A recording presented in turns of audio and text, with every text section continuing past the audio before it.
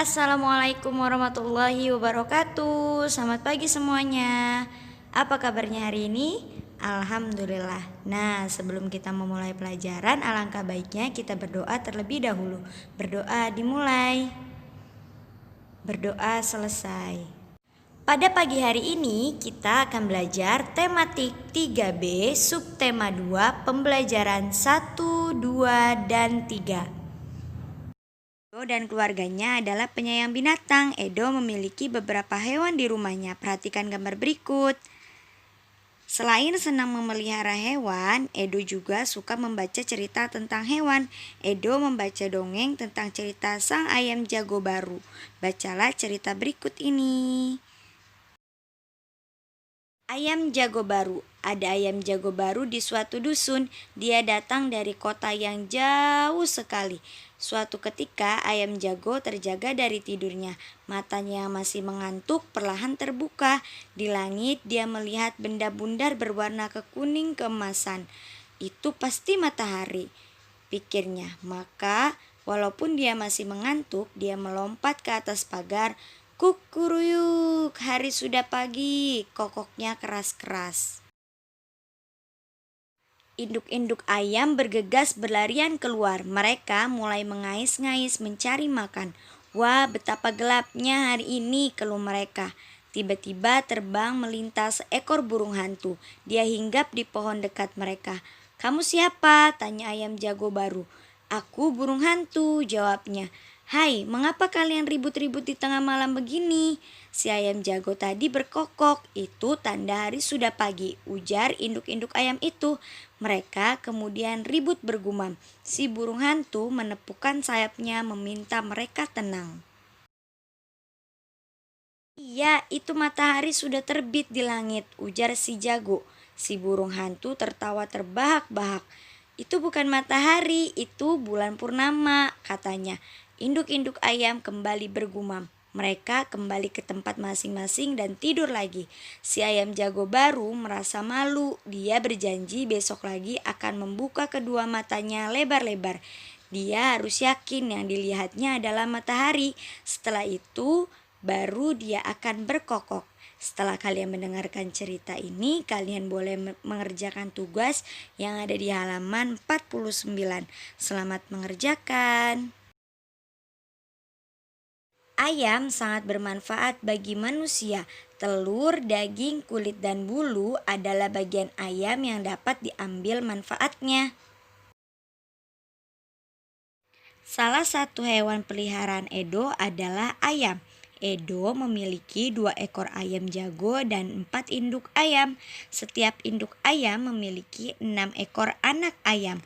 Berapa jumlah anak ayam Edo? Nah, perhatikan gambar berikut ya.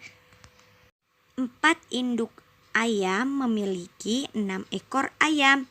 Dari 6 ekor ayam ini dibagi kelompok menjadi 4 kelompok sesuai induknya.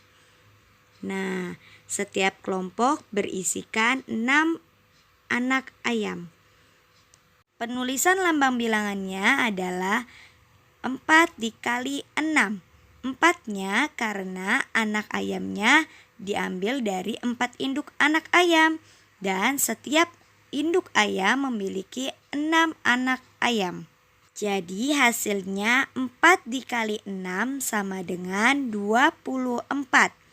Nah, itu adalah cara yang pertama. Edo menggabungkan seluruh anak ayam dan dimasukkan ke dalam 6 kandang ayam dengan jumlah anak ayam yang sama, sebanyak 4 anak ayam.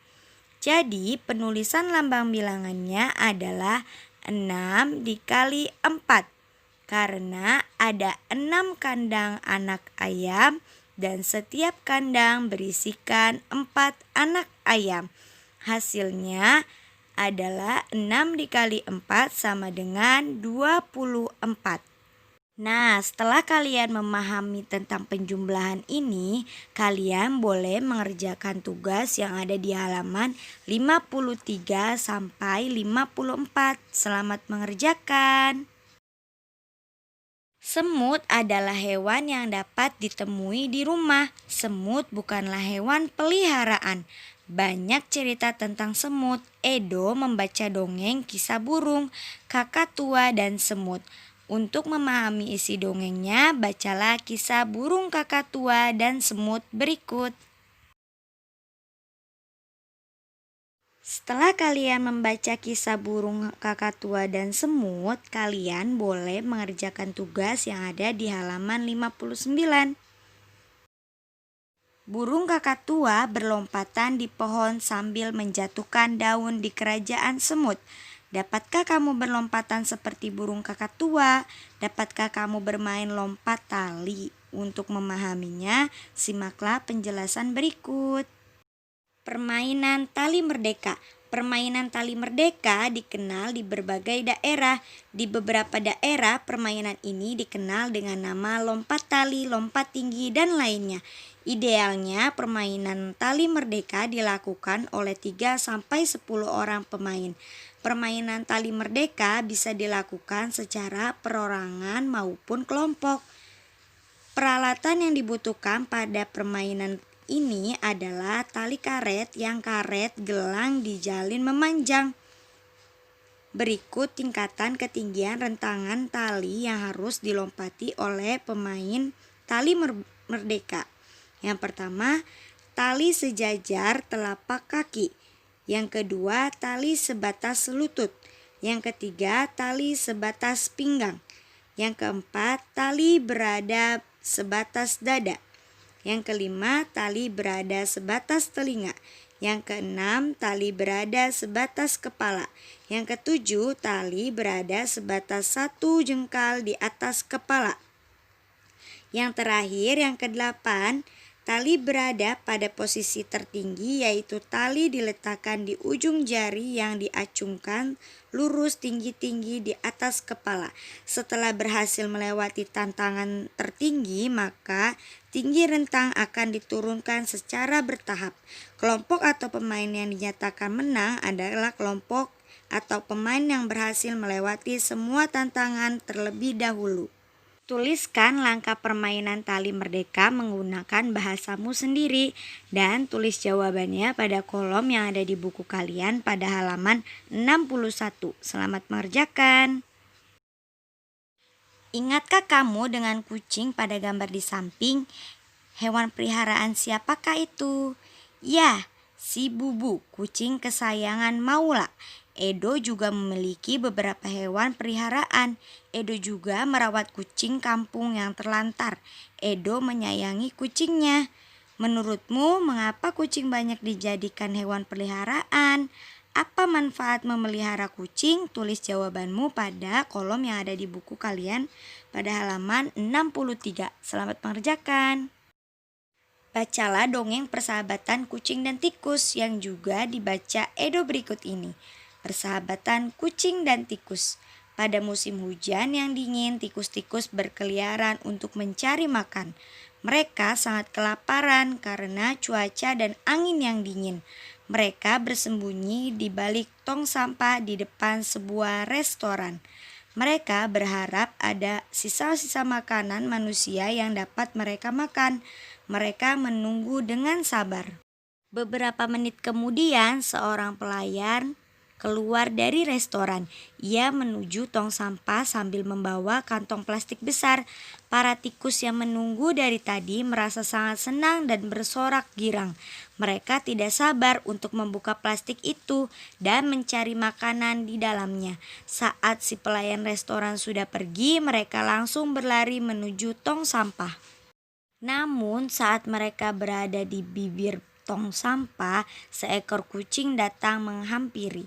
Wahai para tikus, kita bukanlah musuh sekarang. Nenek moyang kita dulu telah membuat perjanjian untuk berdamai. Aku juga sangat lapar di musim yang dingin ini. Maukah kalian berbagi sedikit makanan padaku? Pinta sang kucing. Para tikus lalu saling memandang. Tikus yang paling bijaksana di antara mereka menjawab, tentu saja kucing, mari kita bersama-sama membuka isi plastik ini dan mencari makanan di dalamnya. Kita bisa bersama-sama makan dan mengisi perut kita. Para tikus yang lain setuju, lalu kucing dan para tikus bersama-sama membuka plastik itu dan makan bersama di sana. Setelah kalian mendengarkan cerita ini, kalian boleh mengerjakan tugas yang ada di halaman 64. Selamat mengerjakan. Kucing Edo suka makan kue, ada kue khusus untuk kucing. Edo memberi kue itu untuk kucingnya.